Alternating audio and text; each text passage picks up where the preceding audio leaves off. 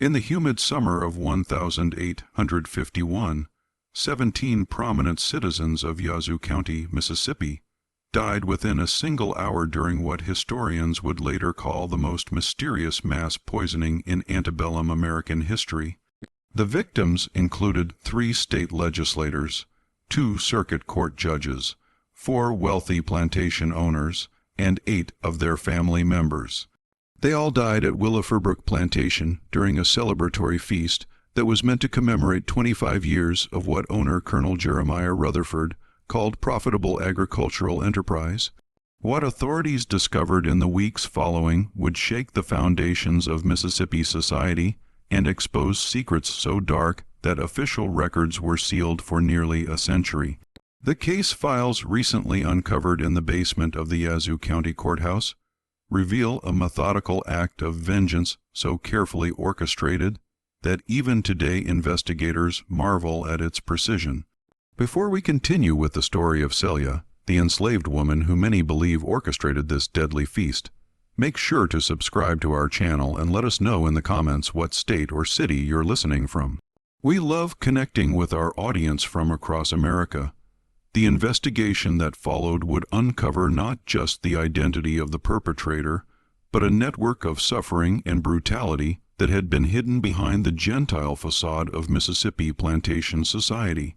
For decades, Willowbrook Plantation stretched across 4,000 acres of the most fertile soil in Yazoo County, its main house rising like a white monument above endless rows of cotton that generated wealth beyond most men's dreams. Colonel Jeremiah Rutherford had built his empire on the labor of over 200 enslaved souls, but unlike many of his contemporaries, Rutherford took a particular pride in what he called maintaining discipline through creative correction. The plantation had been established in 1826 when Rutherford, then a young officer fresh from his service in the War of 1812, purchased the land with money inherited from his father's tobacco fortune in Virginia. By 1851, Willowbrook had become legendary throughout Mississippi, not just for its productivity, but for Rutherford's innovative approaches to slave management.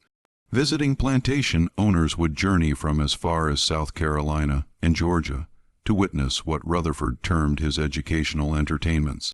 These entertainments took place in a specially constructed pavilion behind the main house where Rutherford would demonstrate various punishment techniques during elaborate dinner parties.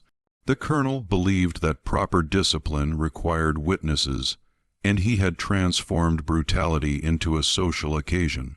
His dinner guests, judges, politicians, fellow planters, and their wives would feast on elaborate meals while watching carefully orchestrated displays of violence that Rutherford claimed served both as punishment for transgressions and education for other enslaved workers who were forced to watch. The woman responsible for preparing these macabre feasts was Celia, whose full name appears in plantation records only as Celia Cook, aged approximately 35 years, property of J. Rutherford. She had been purchased as a teenager in 1833 from a slave trader in Natchez.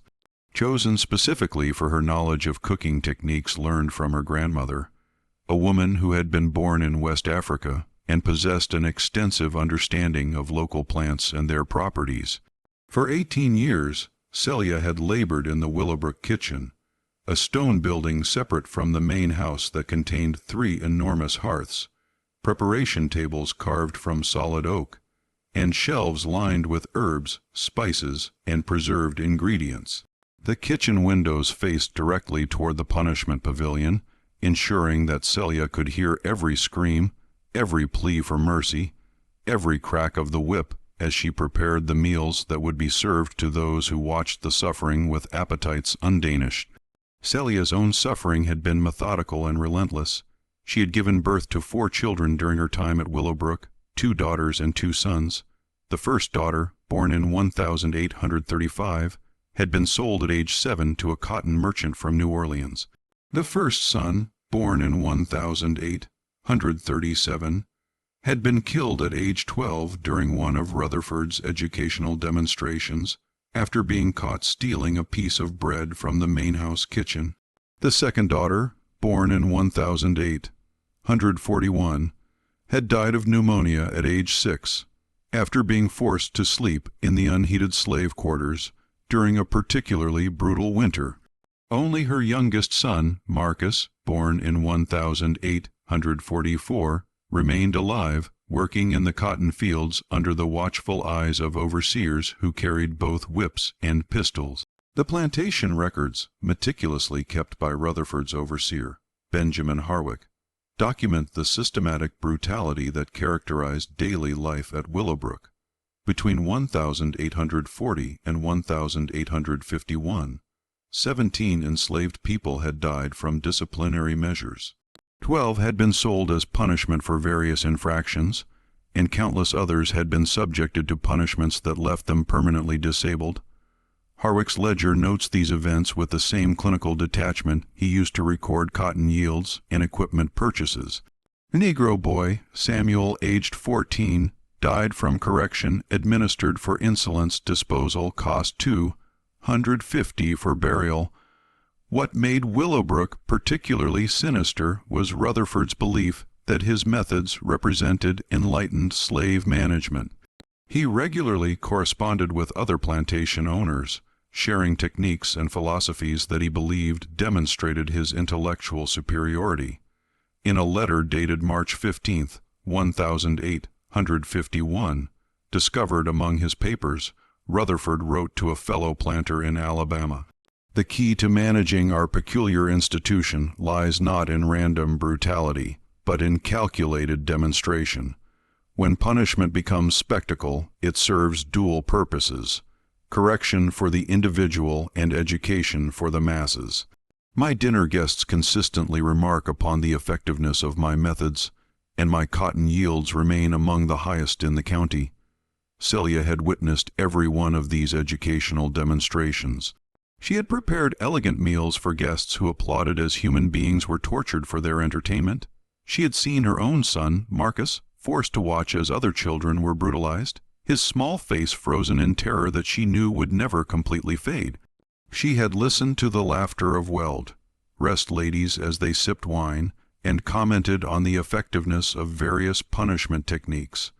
By the spring of 1851, something had begun to change in Celia's demeanor. Other enslaved workers later reported that she had become quieter, more focused, spending hours in the kitchen garden tending to plants that most people ignored. She had begun asking subtle questions about upcoming social events, about guest lists and menu preferences. To those who knew her, it seemed as though she was planning something, though none could have imagined the scope of what she had in mind. The announcement came on a sweltering morning in early June 1851, when Colonel Rutherford summoned all the enslaved workers to the main courtyard for what he called a proclamation of significance. Standing on the raised porch of his mansion, dressed in his finest white linen suit, despite the oppressive heat, Rutherford declared that Willowbrook would host its grandest celebration yet, a 25-year anniversary feast that would bring together the most distinguished citizens of Mississippi, honor what he termed a quarter-century of agricultural excellence and social enlightenment. The guest list, as later reconstructed from correspondence found in Rutherford's study, read like a directory of Mississippi's political and economic elite. State Senator Augustus Pembroke, known throughout the region for his fiery speeches defending slavery as a divine institution, would attend with his wife and 3 adult children. Circuit Judge Thaddeus Claiborne, who had never in his 20-year career ruled in favor of a slave seeking freedom, was bringing his entire family from Jackson. Wealthy plantation owners from neighboring counties, the Havenshire brothers from Madison County, Colonel Robert Fleming from Hinds County, and the widow Mrs. Cordelia Van Cleve, who owned the largest cotton operation in Warren County, had all confirmed their attendance. But what made this gathering particularly ominous was Rutherford's plan for the evening's entertainment. According to documents later seized by federal marshals, the colonel intended to demonstrate what he called the ultimate correction, a punishment so severe that it would serve as the culminating example of his disciplinary philosophy. The subject of this demonstration was to be Marcus, Celia's 7-year-old son, who had been accused of showing defiance after being caught crying during a previous punishment session. Celia learned of her son's fate not from any official announcement, but from whispered conversation she overheard while serving meals to the overseer's family. The knowledge hit her with the force of a physical blow, but she gave no outward sign of the rage and desperation that began to consume her thoughts. Instead, she began to plan with a methodical precision that would have impressed military strategists. The feast was scheduled for Saturday evening, July 12, 1851, exactly 1 month away. This gave Celia 30 days to prepare not just an elaborate menu for 17 guests, but a form of justice that had been denied to her people for centuries. She began by studying the guest list, learning the dietary preferences and physical characteristics of each intended victim. She observed their behavior during preliminary visits to the plantation, noting who ate heartily and who was more cautious, who favored wine over whiskey, who had a sweet tooth, and who preferred savory dishes. More importantly, Celia began to gather the instruments of her revenge from the very land that had witnessed so much suffering. The woods surrounding Willowbrook Plantation contained a botanical treasure trove of toxic plants, many of which had been used by indigenous peoples for both medicine and warfare long before European settlers arrived. Celia's grandmother had taught her to identify these plants as a child, knowledge that had been passed down through generations of women who understood that survival sometimes required intimate familiarity with both healing and harm. Water hemlock grew in the marshy areas near the plantation's eastern border, its roots containing cytixin, a compound so potent that even small amounts could cause violent convulsions and death within hours. Castor beans could be found growing wild along the plantation's fence lines, their seeds containing ryan, a poison that would cause agonizing death over several days. The beautiful oleander bushes that Mrs. Rutherford had planted around the main house for decoration contained cardiac glycosides that could stop a heart with startling efficiency. But Celia's most valuable discovery was a grove of pokeweed growing in a secluded ravine about a mile from the slave quarters. The plant's roots, when properly prepared, contained saponins that could be processed into a virtually tasteless powder that would cause severe internal bleeding. A grandmother had told her stories of how enslaved women in the Caribbean had used similar plants to poison cruel masters, though always at the cost of their own lives when the inevitable investigations followed. As the days passed, Celia began to make subtle changes to her daily routine. She rose before dawn to gather plants, carefully harvesting roots, berries, and leaves during the preed. On hours when other workers were still asleep, she dried these materials in a hidden corner of the kitchen's root cellar, processing them with techniques her grandmother had taught her decades earlier. The work was dangerous. A single mistake in preparation or dosage could kill her before she had the chance to complete her mission. Meanwhile, the plantation buzzed with preparations for the anniversary celebration.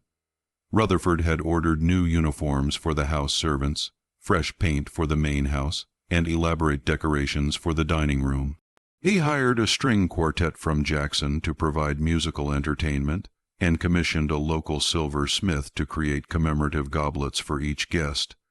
The irony was not lost on Celia that her master was investing enormous effort and expense in what would become his own funeral feast. The most challenging aspect of Celia's plan was timing. Different poisons worked at different rates, and she needed to ensure that the effects would begin during the meal itself, when all the guests would be present and unable to escape or seek help. Too fast and suspicion would fall immediately on the food and potentially on her. Too slow and some guests might leave before the poison took effect, surviving to identify her as the likely perpetrator. After weeks of calculation and preparation, Celia settled on a multi-stage approach that would ensure maximum effectiveness while minimizing the chance of discovery. She would use fast-acting poisons in the wine and slower-acting compounds in the main courses, creating a cascade of symptoms that would begin during the meal and escalate throughout the evening. The pokeweed powder would be mixed into the cornbread, a staple that she knew every guest would consume. The water hemlock extract would be added to the wine, ensuring rapid onset of neurological symptoms. Small amounts of oleander would be incorporated into the dessert course, providing a final fatal dose for anyone who might survive the earlier poisons. As July 12th approached, Celia maintained her usual demeanor, showing no signs of the methodical preparation that occupied every moment of her waking hours. She continued to prepare daily meals for the Rutherford family, served tea to visiting ladies, and responded to orders with the same quiet difference she had displayed for 18 years. But behind her outwardly calm exterior, she was preparing for what she knew would be both her greatest achievement and her final act. Saturday, July 12th, 151, dawned with an oppressive humidity that seemed to press down on Willowbrook Plantation like a suffocating blanket. The air was so thick that even the slightest movement caused perspiration to bead on the skin, and by mid-morning the heat had become nearly unbearable. Celia rose at 3:00 in the morning, as she had every day for the past month. But today her pre-dawn activities carried the weight of finality. In the darkness of the kitchen, illuminated only by the flickering light of oil lamps, Celia began her preparations for what she knew would be her last day on earth. She had spent the previous evening reviewing every detail of her plan, checking and rechecking the quantities of poison she had prepared, rehearsing in her mind the precise sequence of events that would unfold over the next 18 hours. The menu for the anniversary feast had been planned for weeks, approved personally by Colonel Rutherford, who had insisted on dishes that would showcase the plantation's prosperity and Celia's culinary skills. The first course would be turtle soup, a delicacy that required 2 days of preparation and demonstrated the plantation's access to luxury ingredients. This would be followed by roasted duck with wild rice dressing, venison steaks with bourbon glaze, fried catfish with cornmeal crust, and an array of side dishes including butter beans, sweet potatoes, cornbread, and pickled vegetables. The meal would conclude with peach cobbler and syllabub accompanied by imported wines and locally distilled whiskey. Each dish presented unique opportunities for the introduction of poison. The turtle soup's complex flavor profile would mask the slight bitterness of pokeweed extract. The bourbon glaze could conceal the earthiness of water hemlock root powder. The sweet desserts would disguise any residual taste from the oleander preparation.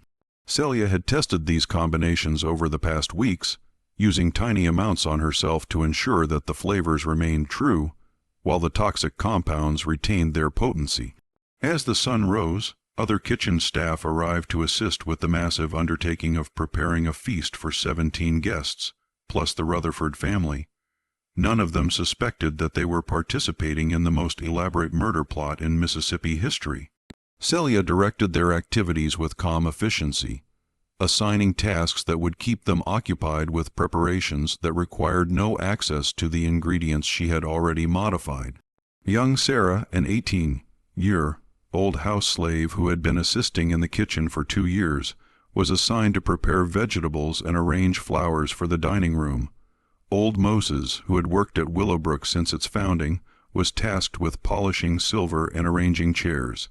Maria, a field hand brought in to help with the massive amount of cooking required, was set to work cleaning dishes and maintaining the fires. None of them would be permitted to handle the critical dishes that Celia had reserved for herself. By mid-morning, the first guests began arriving. Senator Pembroke and his family came in an elegant carriage pulled by 4 matched bay horses, their arrival announced by the musical chiming of silver bells attached to the harness. Judge Claiborne arrived shortly thereafter, traveling with his wife and their 3 children in a vehicle that displayed the judicial seal of the Circuit Court of Mississippi. The Havenshire brothers rode together, their conversation audible from the kitchen as they discussed cotton prices and the political implications of growing abolitionist sentiment in the North. Each arrival was accompanied by ceremonial greetings on the front porch, where Colonel Rutherford, dressed in his finest formal wear despite the sweltering heat, welcomed his guests with bourbon toddies and elaborate speeches about friendship, prosperity, and the civilizing influence of proper agricultural management. The ladies retreated to the parlor, where they sipped iced tea and discussed fashion, while the gentlemen gathered on the side porch to smoke cigars and debate politics. From the kitchen window, Celia could observe the social rituals of the people who would be dead before midnight. She watched Mrs. Pembroke fan herself delicately while complaining about the heat.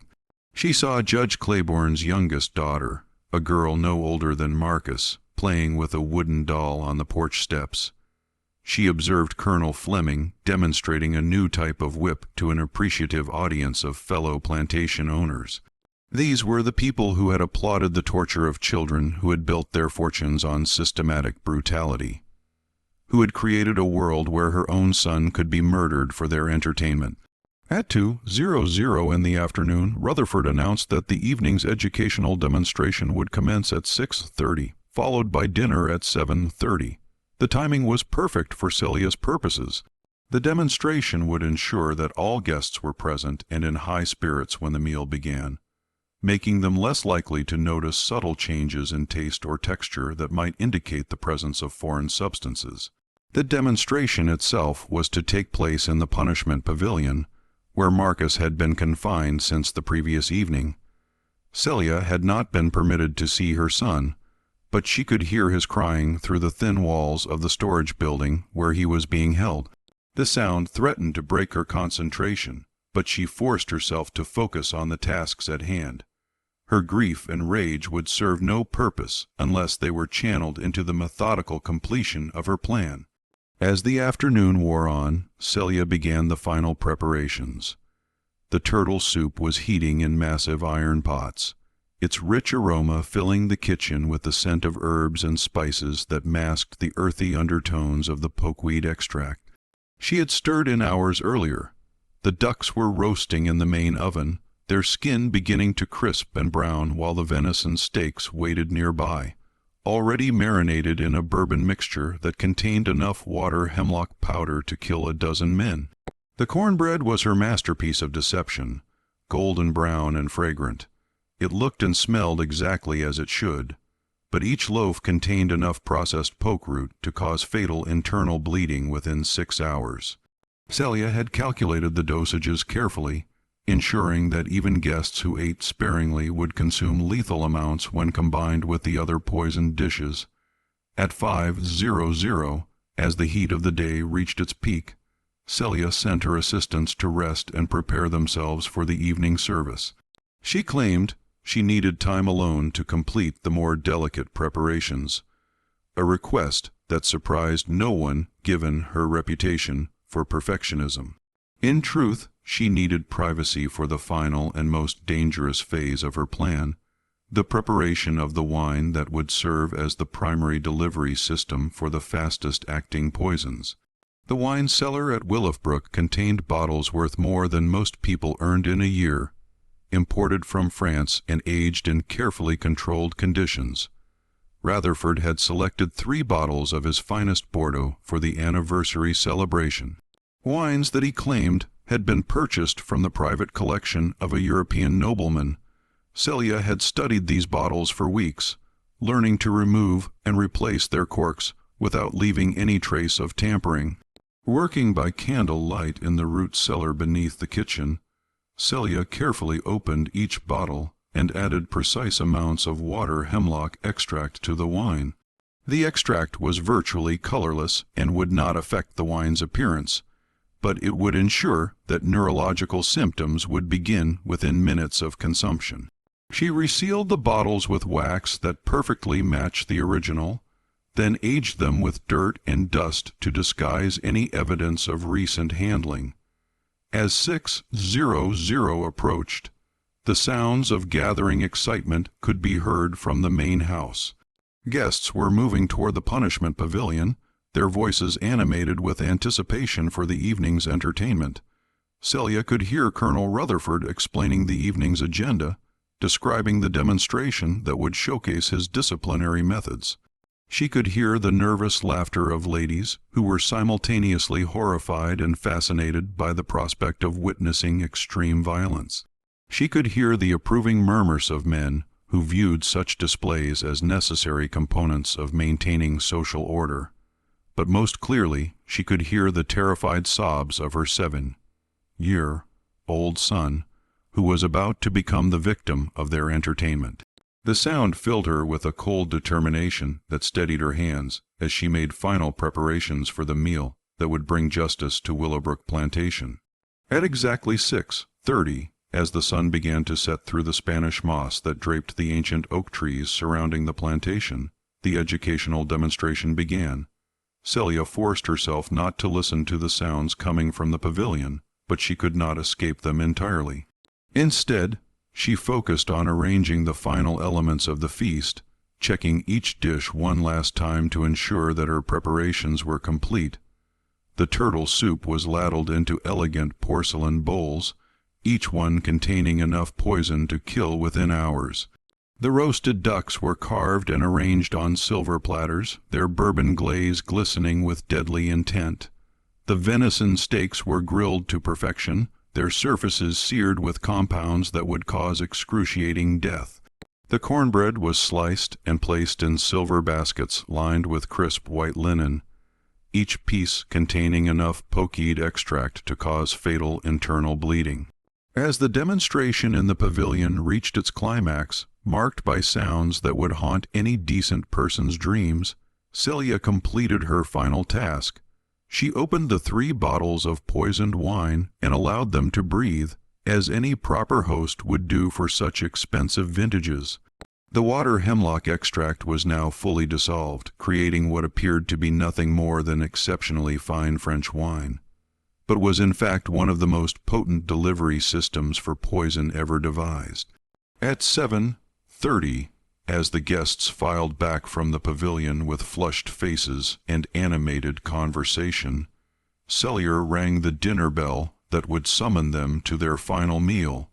The anniversary feast was about to begin, and with it, the most comprehensive act of vengeance in the history of American slavery would unfold. The dining room at Willowbrook had been transformed into a showcase of antebellum elegance that would have impressed visitors from Charleston or New Orleans. Crystal chandeliers cast dancing light across walls, adorned with oil paintings depicting pastoral scenes that bore no resemblance to the reality of plantation life. The massive mahogany table, capable of seating 20 guests, was set with the finest china, sterling silver that gleamed like mirrors, and crystal goblets that caught and reflected the candle light in prismatic displays of beauty that would soon witness unspeakable horror. Colonel Rutherford took his position at the head of the table, his face still flushed with excitement from the evening's educational demonstration. To his right sat Senator Pembroke, whose political career had been built on passionate defenses of slavery as a divinely ordained institution. Judge Claiborne occupied the seat to Rutherford's left, his judicial robes replaced by formal evening wear, but his expression retaining the cold calculation that had characterized his years of legal decisions that systematically deprived enslaved people of any hope of freedom. The remaining guests arranged themselves according to the complex social hierarchies that governed Mississippi's planter class. The Havenshire brothers, whose adjacent plantations controlled over 6,000 acres of prime cotton land, sat together near the center of the table. Their conversation focused on recent slave purchases and projected profits from the current crop. Mrs. Van Cleve, the widow whose business acumen had made her one of the wealthiest women in Mississippi, occupied a position that acknowledged both her economic importance and the social constraints that governed even successful women in antebellum society. As the guests settled into their seats, Celia appeared from the kitchen carrying the first course with the same quiet efficiency she had displayed for 18 years. To the assembled diners, she was simply a well-trained servant performing her expected duties. They did not see the woman who had spent a month planning their deaths with methodical precision. They did not recognize the mother whose child had just been tortured for their entertainment. They saw only a slave whose purpose was to serve their needs and facilitate their comfort.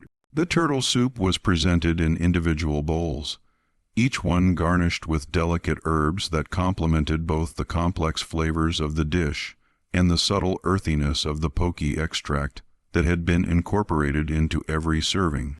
The conversation around the table focused on the evening's earlier entertainment, with guests expressing appreciation for Colonel Rutherford's innovative approach to discipline and discussing the educational value of such demonstrations. "I must say, Jeremiah," Senator Pembroke remarked while lifting his spoon to taste the soup, "your methods continue to impress me.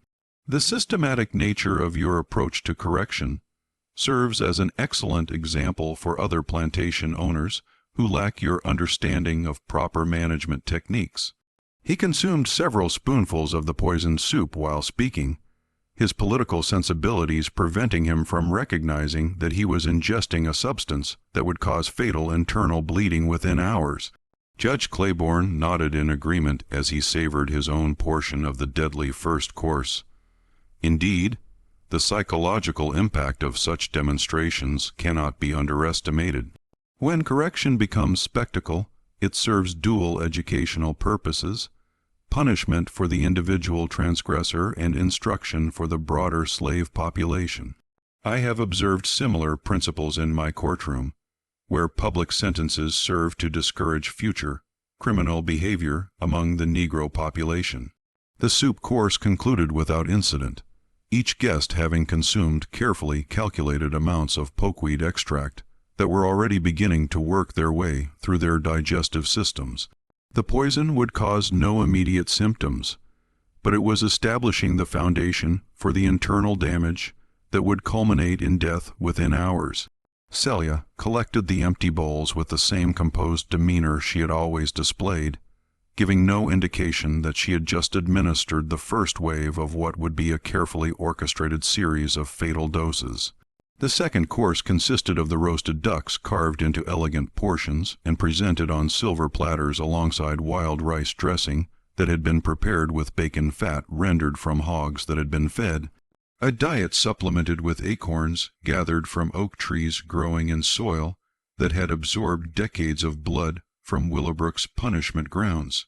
The irony of this culinary connection between the land's history of violence and the present meal was lost on the guests, who focused their attention on praising the quality of the preparation. But it was the bourbon glaze on the duck that carried the evening's most immediately dangerous component. Each serving contained enough water hemlock extract to cause severe neurological symptoms within 30 to 45 minutes of consumption. The extract had been processed into a form that retained full potency while integrating seamlessly with the sweet and smoky flavors of the glaze, creating what appeared to be nothing more than an exceptionally well-prepared dish, but was in fact a precisely measured dose of one of nature's most effective neurotoxins. As the guests consumed the second course, their conversation turned to broader political topics that revealed the intellectual framework they used to justify the systematic brutality that characterized their way of life. Colonel Fleming, whose plantation in Hinds County had achieved notoriety for its use of innovative punishment techniques, expounded on what he termed the scientific basis of racial hierarchy. Recent developments in cranial measurement and physiological observation have provided empirical support for what we have long understood intuitively, he declared while cutting into his portion of poisoned duck. The Negro brain is demonstrably smaller than that of the white man, with particular deficiencies in areas associated with moral reasoning and abstract thought. This scientific evidence confirms that our system of plantation management is not merely economically advantageous, but represents the natural order established by divine providence. The women at the table participated in this conversation with enthusiasm that matched that of their male companions. Mrs. Pembroke, the senator's wife, contributed observations based on her own experience managing household slaves. "I have noticed that Negroes require constant supervision and frequent correction to maintain even basic standards of behavior," she noted while consuming her portion of the deadly second course. Left to their own devices, they revert immediately to laziness and insubordination. The demonstrations we witnessed this evening serve a crucial role in maintaining the discipline necessary for a properly functioning household. Meanwhile, Celia moved through the dining room with practiced invisibility, refilling water glasses and ensuring that each guest's needs were anticipated and met before they could be expressed. Her movements were economical and efficient, designed to attract no attention that might interfere with her guests' consumption of the carefully prepared poison. She observed their faces as they ate, noting the pleasure they derived from food that was killing them with every bite. Listening to their casual discussions of torture and brutality, as though such topics were appropriate dinner conversation. The third course introduced the venison steaks, each one grilled to the precise level of D-ness preferred by individual guests, and glazed with a bourbon reduction that contained additional water hemlock extract calculated to supplement the doses administered in the previous course. The meat itself had been marinated for 24 hours in a mixture that included herbs and spices, chosen both for their culinary properties and their ability to mask any residual taste from the toxic compounds that had been incorporated throughout the preparation process. By this point in the meal, approximately 45 minutes had elapsed since the first consumption of water hemlock extract, and the fastest-acting components of Celia's carefully orchestrated plan were beginning to take effect. The initial symptoms were subtle, a slight dizziness that might be attributed to wine consumption, a mild tingling in the extremities that could be dismissed as the result of sitting in one position for an extended period, a barely perceptible alteration in vision that might be explained by the flickering candle light. Senator Pembroke was the first to experience noticeable symptoms. While discussing his upcoming re-election campaign, he paused mid-sentence and pressed his fingertips to his temples as though experiencing a sudden headache. "I believe this heat may be affecting me more than I realized," he commented. Though the dining room was actually quite comfortable, thanks to the cross-ventilation created by strategically opened windows and the cooling effect of evening temperatures. Judge Claiborne noticed his own symptoms a few minutes later when he reached for his wine glass and found that his hand was trembling slightly. He attributed this to fatigue from the day's travel and excitement. But the tremor was actually the first sign of neurological disruption caused by the cytokine that was beginning to interfere with his nervous system's normal functioning. The wine service began as these subtle symptoms were developing, providing Celia with the opportunity to introduce the most rapidly fatal component of her plan. The 3 bottles of poisoned Bordeaux were presented with appropriate ceremony, the wine poured into crystal goblets that had been polished to perfection for the anniversary celebration. Colonel Rutherford proposed a toast to 25 years of prosperity and enlightenment, and the guests raised their glasses in a gesture that would prove to be their final collective action. The wine was exceptional in every respect except one. Each glass contained enough water hemlock extract to cause death within 60 minutes of consumption. The poison had been processed into a form that was completely tasteless and colorless, integrating perfectly with the wine's natural characteristics, while delivering a dose calculated to ensure that no guest would survive long enough to identify the source of their symptoms or summon medical assistance. As the guests savored what they believed to be rare and expensive wine, but was actually their death warrant served in crystal, their conversation continued to focus on topics that revealed the moral framework they used to justify their participation in systematic human suffering. Mrs. Vankel, whose business success had made her a prominent figure in Mississippi society, shared her perspective on the economic benefits of what she termed proper labor management. The profitability of cotton cultivation depends entirely upon maintaining appropriate discipline among the workforce, she observed while consuming her fatal dose of poisoned wine. Sentimental approaches to slave management invariably result in decreased productivity and increased insubordination. The methods demonstrated this evening represent a scientific approach to labor relations that maximizes both economic returns and social stability, Just when we thought we'd seen it all, the horror in Willowbrook intensifies. If this story is giving you chills, share this video with a friend who loves dark mysteries. Hit that like button to support our content, and don't forget to subscribe to never miss stories like this. Let's discover together what happens next in this deadly feast of vengeance. By 9:00 in the evening, the combined effects of multiple poisons were beginning to manifest in ways that could no longer be dismissed as minor discomfort or attributed to environmental factors.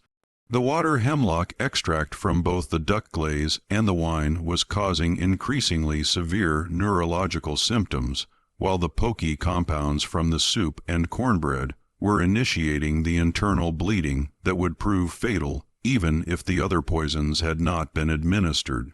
Senator Pembroke was experiencing significant difficulty maintaining his composure during conversation. His speech had become slightly slurred, a symptom he attempted to conceal by speaking more slowly and deliberately, but which was actually indicative of the Sicktoxin's interference with his nervous system's ability to coordinate muscle movements. The tremor in his hands had become pronounced enough that he had difficulty lifting his wine glass without spilling its contents, and he was experiencing episodes of double vision that made it challenging to focus on other guests' faces. Judge Claiborne's symptoms had progressed to include severe abdominal cramping that he initially attributed to overeating, but which was actually the result of pokeweed saponins causing extensive damage to his digestive tract. The internal bleeding had begun, though it would not become externally visible for several more hours. He was also experiencing the confusion and disorientation characteristic of water hemlock poisoning, finding it difficult to follow the threads of conversation and occasionally losing track of his location and circumstances. The Havenshire brothers were both showing signs of cardiovascular distress, their faces flushed and their breathing slightly labored as the cardiac glycosides from the oleander preparation began to interfere with their heart function. These compounds, which had been incorporated into the butter used for the cornbread, were causing irregular heartbeats and elevated blood pressure that would ultimately result in cardiac arrest. Within the next few hours, Mrs. Van Cleve was experiencing severe nausea that she attempted to control through sheer force of will, unwilling to display weakness or illness in front of her business associates and social peers. The pokey extract was causing extensive damage to her stomach lining, while the water hemlock was beginning to affect her ability to process sensory information correctly. She was seeing shapes and shadows in her peripheral vision that were not actually present, and sounds seemed to be reaching her with unusual delay and distortion. Colonel Rutherford himself was showing symptoms that included both neurological and gastrointestinal effects. The combination of poisons he had consumed was causing severe vertigo that made it difficult for him to remain upright in his chair, while internal bleeding was beginning to cause the abdominal pain that would intensify dramatically over the following hours. Despite the increasing severity of symptoms throughout the dining room, the social conventions of Antebellum, Mississippi society initially prevented the guests from acknowledging that anything was seriously wrong. Each person assumed that their discomfort was either minor or personal, and the ingrained habits of politeness and social decorum that governed such gatherings made it unthinkable to complain or draw attention to physical problems that might disrupt the evening's festivities. This social dynamic worked perfectly to Celia's advantage, as it delayed recognition of the poisoning until the toxic compounds had progressed beyond the point where medical intervention might have been effective.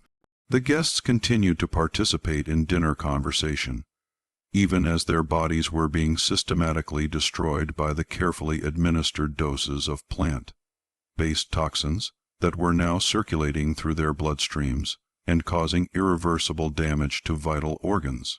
The fourth course consisted of fried catfish with cornmeal crust, served alongside butter beans that had been seasoned with herbs gathered from the same marshy areas where Celia had harvested the water hemlock used in earlier courses. The catfish itself was prepared traditionally, but the cornmeal crust contained additional poke extract that would ensure lethal dosages even for guests who might have eaten sparingly during previous courses. The butter beans were seasoned with oleander leaves that had been dried and ground into a powder fine enough to blend seamlessly with more conventional spices. As this course was served, the symptoms affecting various guests had become severe enough that they could no longer be entirely concealed or dismissed. Mrs. Pembroke, the senator's wife, was experiencing violent tremors that made it impossible for her to hold eating utensils steady. She attempted to explain this as nervousness related to the excitement of the evening's festivities, but the tremors were actually indicative of advanced cytotoxin poisoning that was disrupting her nervous system's ability to control voluntary muscle movements. Colonel Fleming was struggling with severe respiratory distress that made it difficult for him to speak in complete sentences. The cardiac glycosides from the oleander preparation were interfering with his heart's ability to maintain regular rhythm and adequate blood pressure, causing shortness of breath and chest pain that he initially attributed to the heat and humidity, but which was actually evidence of impending cardiac failure. The younger guests, including Judge Claiborne's 3 children and Senator Pembroke's adult son, were showing symptoms that progressed more rapidly than those affecting their elders, likely due to their lower body weights requiring smaller absolute quantities of poison to achieve lethal concentrations. The Claiborne daughter, a young woman of 19 who had recently married into a prominent Vicksburg family, was experiencing severe abdominal cramping and had begun to show the first signs of internal bleeding in the form of blood-tinged saliva that she attempted to conceal by dabbing delicately at her mouth with her napkin. Throughout this escalation of symptoms, Celia continued to move through the dining room with the same quiet efficiency she had always displayed, clearing plates from completed courses and serving new dishes with hands that remained perfectly steady despite the magnitude of what she was witnessing. She observed the increasing distress of her intended victims with the same clinical detachment that they had displayed while watching the torture of enslaved children. Her expression remained neutral and professional, giving no indication that she was responsible for the unfolding medical catastrophe or that she was deriving any satisfaction from watching the people who had brutalized her family and her community suffer the consequences of their actions. The conversation around the table had become increasingly fragmented as guests struggled to maintain social appearances while dealing with symptoms that were becoming impossible to ignore. Topics that had earlier been discussed with enthusiasm and intellectual vigor were now addressed in shorter sentences, punctuated by longer pauses, as speakers dealt with confusion, nausea, and the various neurological effects of advanced poisoning. By 9:30, the pretense of normalcy could no longer be maintained. Senator Pembroke attempted to rise from his chair to excuse himself, ostensibly to step outside for fresh air, but found that his legs would not support his weight. He collapsed back into his seat with enough force to rattle the china and crystal, finally acknowledging that something was seriously wrong. "I believe I may be experiencing some form of medical episode," he announced to the table, his voice betraying the fear that he could no longer conceal behind social convention. This admission opened the floodgates for other guests to acknowledge their own symptoms. Judge Claiborne reported severe abdominal pain and nausea that was making it impossible for him to continue eating. Miss Van Cleve described visual disturbances and dizziness that were unlike anything she had ever experienced. The Havenshire brothers both complained of chest pain and difficulty breathing that was becoming progressively worse, rather than better. Colonel Rutherford, as host, attempted to take charge of the deteriorating situation by suggesting that the symptoms might be related to the heat and humidity, or perhaps to spoiled food that had not been properly refrigerated during the day's preparations. He ordered Celia to summon the plantation's doctor, a local physician who lived several miles away and who would require at least an hour to reach Willowbrook, even if he could be located quickly. But Celia had anticipated this possibility and had taken steps to ensure that medical assistance would not arrive in time to save any of the intended victims. Earlier in the day, she had sent word to Dr. Harrison's residence that his services would not be needed at Willowbrook that evening, claiming that the colonel had changed his mind about having a physician present during the anniversary celebration.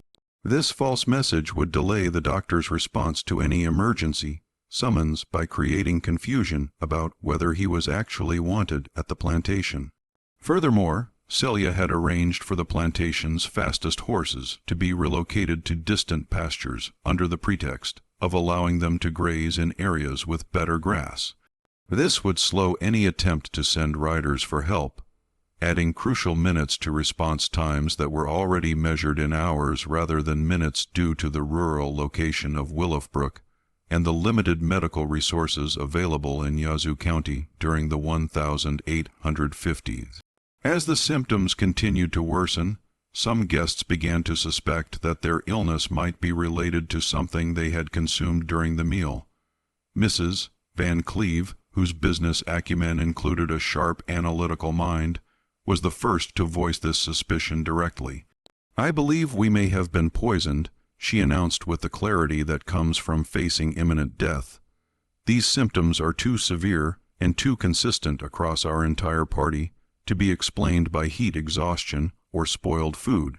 This accusation created immediate suspicion of Celia, who was the only person present who had had access to all the food and beverages consumed during the evening. Colonel Rutherford, despite his own severe symptoms, attempted to question her about the preparation of the meal, but found that his mental faculties were too compromised by secure toxin poisoning to conduct a coherent interrogation. Celia's response to these suspicions was to maintain her posture of innocent confusion, while subtly directing attention toward other possible explanations for the medical emergency. She suggested that the symptoms might be related to a contaminated water source or perhaps to some form of epidemic illness that had been spreading through the local population without being detected by medical authorities. Her calm demeanor and apparent willingness to cooperate with questions about the meal's preparation initially deflected suspicion and bought additional time for the poisons to complete their deadly work. But even as she maintained this facade of innocence, Celia was acutely aware that her own death was now inevitable. She had always known that successful completion of her plan would result in her execution, either through immediate violence from the dying guests or through legal processes that would follow any investigation of the incident. She had accepted this outcome as the necessary price for obtaining justice for her son and for all the other victims of Willowbrook's systematic brutality. By 10:00, the situation in the dining room had become truly horrific. Multiple guests were experiencing violent convulsions as the secutox reached maximum concentration in their nervous systems. Others were vomiting blood as internal bleeding caused by pokeweed saponins reached critical levels. The cardiac glycosides from the oleander preparation were causing heart irregularities so severe that several guests were experiencing episodes of unconsciousness followed by brief periods of agonized awareness. The sounds coming from the dining room were no longer those of polite dinner conversation, but rather the desperate gasps, moans, and cries of people dying in agony. The elegant setting that had been created for the anniversary celebration had been transformed into a scene from a nightmare with overturned chairs, shattered crystal, and blood stains spreading across the white linen tablecloth that had been selected to showcase the plantation's prosperity and refinement. As the clock struck 10:30, the anniversary celebration at Willowbrook Plantation had devolved into a scene of such horror that it would have challenged the imagination of even the most creative writer of Gothic fiction. The elegant dining room, with its crystal chandeliers and oil paintings depicting pastoral scenes, now resembled a battlefield where an invisible enemy had claimed victory through the most intimate possible means, turning the very act of nourishment into an instrument of death. Senator Pembroke, the man who had built his political career on passionate defenses of slavery as a divine institution, was experiencing the final stages of Sickdixon poisoning.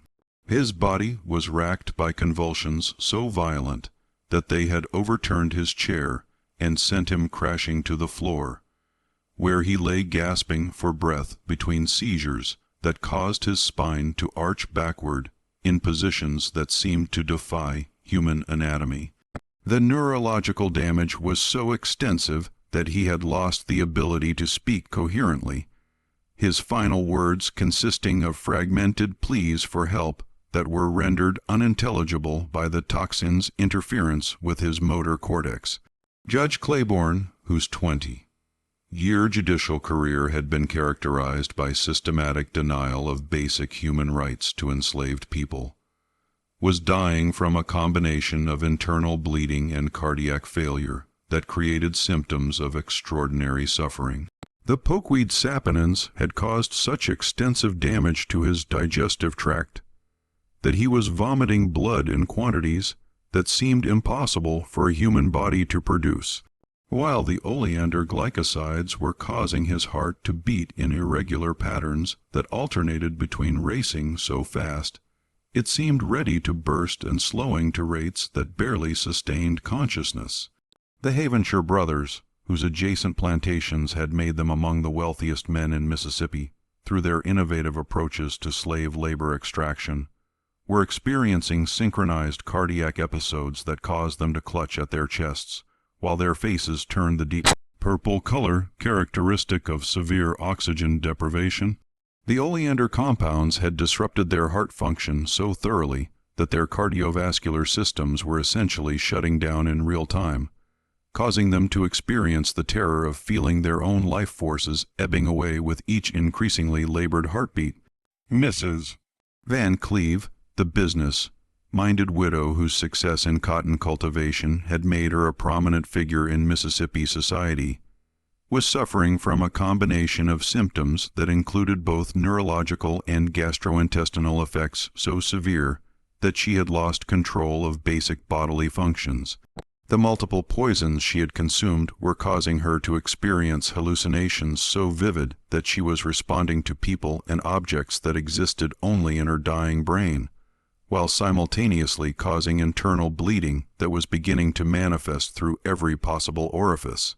Colonel Rutherford himself, the architect of Willowbrook's systematic brutality and the host of the evening's deadly celebration, was experiencing what medical professionals would later describe as one of the most comprehensive poisoning cases in recorded history.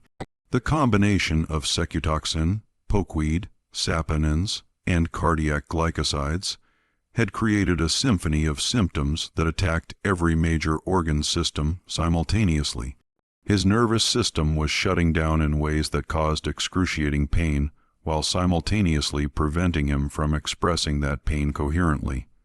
His digestive tract was hemorrhaging so extensively that blood was pooling on the floor around his chair. His heart was struggling to maintain circulation through a body that was essentially destroying itself from the inside out. The younger guests, including the children and young adults who had accompanied their parents to witness what they believed would be educational entertainment, were experiencing deaths that were, if anything, more horrific than those of their elders.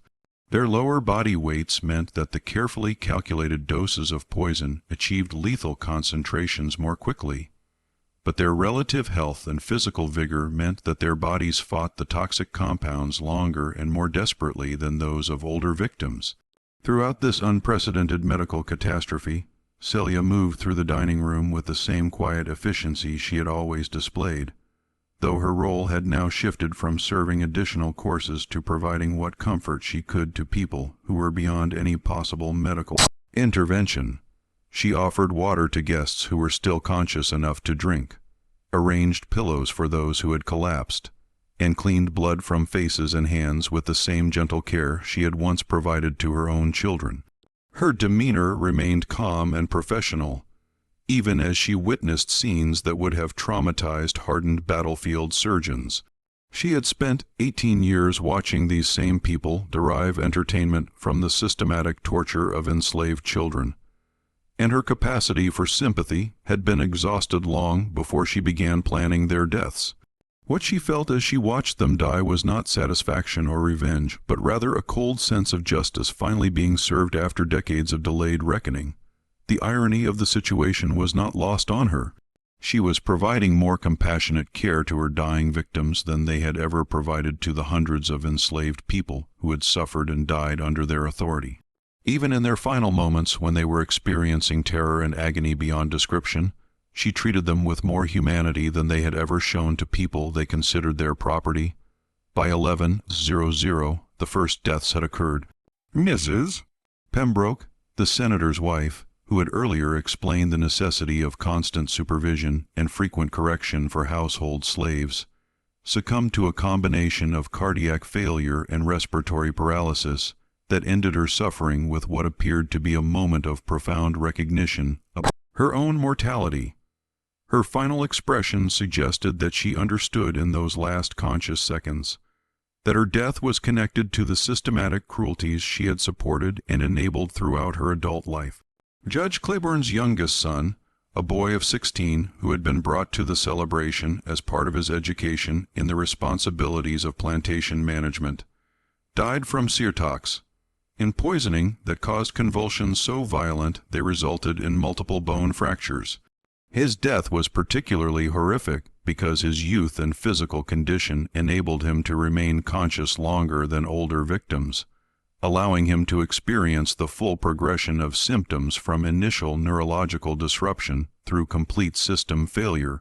The deaths continued at intervals throughout the next hour, each one representing not just the end of an individual life, but the culmination of decades of moral choices that had prioritized economic profit over basic human decency. Senator Pembroke died while attempting to crawl toward the door, his political career ending in a puddle of his own blood as the pokeweed saponins completed their destruction of his internal organs. Colonel Fleming's death was marked by a final seizure so violent that it shattered the crystal wine glass he had been clutching, the broken shards cutting his hands as he experienced the neurological shutdown that ended his participation in a system that had brutalized thousands of human beings. As midnight approached, only 3 guests remained alive, though none were conscious enough to be aware of their surroundings or the fate that had befallen their companions. The dining room that had been set for 17 guests, plus the Rutherford family, now contained 14 corpses and 3 dying individuals, whose deaths were delayed only by the random variations in metabolism and body weight that determined how quickly the various poisons achieved lethal concentrations.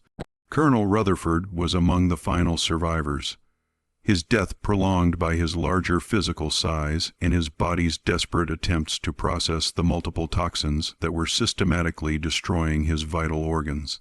As he lay dying on the floor of his own dining room, surrounded by the bodies of his social peers and business associates, he experienced a clarity of thought that had been absent during the earlier stages of poisoning. For perhaps the first time in his adult life, he understood the true nature of the system he had created and perpetuated at Willowbrook Plantation. The knowledge that came with this final clarity was more agonizing than the physical symptoms of the poison. He realized that his death was not random misfortune or accidental poisoning, but rather the inevitable consequence of choices he had made repeatedly over the course of 25 years. Every educational demonstration he had conducted, every innovation in punishment techniques he had developed, every moment of suffering he had inflicted on enslaved people had contributed to creating the conditions that made his own death not just possible, but morally justifiable. As his consciousness faded for the final time, Colonel Rutherford's last coherent thought was the recognition that Celia, the slave woman he had never considered capable of complex planning or moral reasoning, had demonstrated intellectual and strategic abilities that far exceeded his own. She had conceived and executed a plan of such sophistication and precision that it represented a masterwork of tactical thinking. More importantly, she had achieved a form of justice that the legal and social systems of antebellum Mississippi would never have permitted through conventional means. At 12:30 in the morning of July 13, 1851, Colonel Jeremiah Rutherford died from multiple organ failure caused by the systematic poisoning orchestrated by a woman whose name appeared in his plantation records only as property rather than as a human being with thoughts, feelings, and moral agency.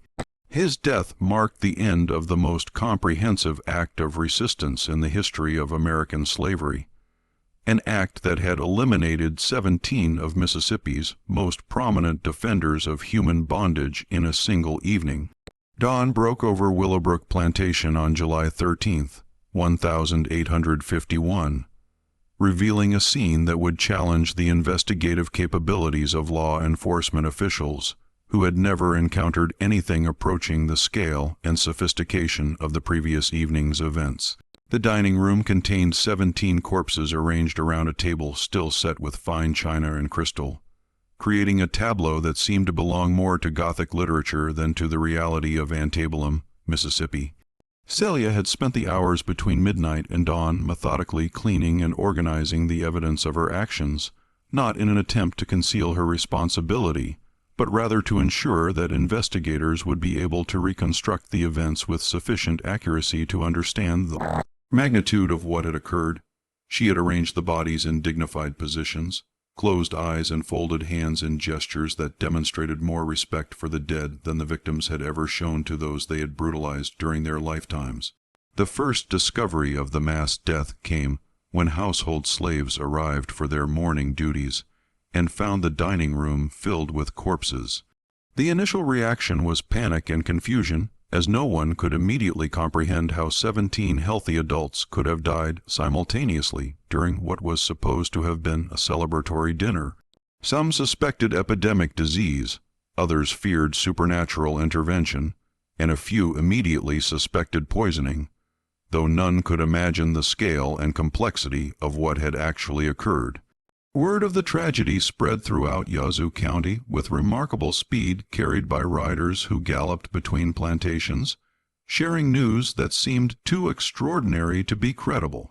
By mid-morning, dozens of plantation owners, local officials, and curious citizens had gathered at Willowbrook to witness what was being described as the most mysterious mass death in Mississippi history. The local sheriff, a man named Thomas Bradshaw, who had never investigated anything more complex than occasional thefts of livestock or disputes between neighbors, found himself confronting a case that would have challenged the capabilities of the most experienced criminal investigators. The scene contained no obvious signs of violence, no evidence of forced entry, and no immediately apparent cause of death that could account for the simultaneous demise of so many people. Dr. Marcus Harrison, the physician who had been prevented from attending the anniversary celebration by Celia's deceptive message, arrived at Willowbrook around noon and began the first systematic examination of the bodies. His medical training enabled him to recognize symptoms consistent with poisoning, but the variety and complexity of the toxic effects suggested the involvement of multiple substances administered in ways that required sophisticated knowledge of plant chemistry and human physiology.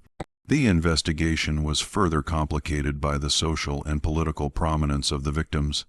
Senator Pembroke's death would require notification of state government officials, while Judge Claiborne's demise had implications for pending legal cases throughout the circuit court system. The deaths of multiple wealthy plantation owners would disrupt cotton production and slave trading arrangements that affected the regional economy. The scope of the tragedy extended far beyond the immediate loss of life to encompass political and economic consequences that would reverberate throughout Mississippi society. As the investigation proceeded, attention naturally focused on Celia as the person who had been responsible for preparing and serving the fatal meal. Her calm demeanor and apparent willingness to cooperate with questioning initially suggested innocence, but more detailed examination of the kitchen and surrounding areas revealed evidence of the extensive preparations that had made the mass poisoning possible. Investigators discovered dried plant materials in hidden corners of the root cellar, along with improvised processing equipment that had been used to extract and concentrate toxic compounds. They found detailed notes written in a careful hand that demonstrated literacy skills few people had suspected Celia possessed, describing the properties of various poisonous plants and calculating dosages required to achieve lethal effects in human subjects of different weights and physical conditions. Most damning was the discovery of a journal that Celia had maintained throughout the month preceding the anniversary celebration, documenting not only her preparation of the poisons, but also her psychological state and moral reasoning as she planned the systematic murder of 17 people. The entries revealed a level of intellectual sophistication and moral complexity that challenged the racial stereotypes that formed the foundation of antebellum Mississippi society. The journal entries described her observations of the guests' behavior during previous social gatherings, her analysis of their dietary preferences and physical characteristics, and her calculations of the amounts of various poisons required to ensure death while minimizing the possibility of survival or recovery. But they also contained extended reflections on the moral justification for her actions, demonstrating an ethical framework that was more sophisticated than the crude rationalizations used by her victim.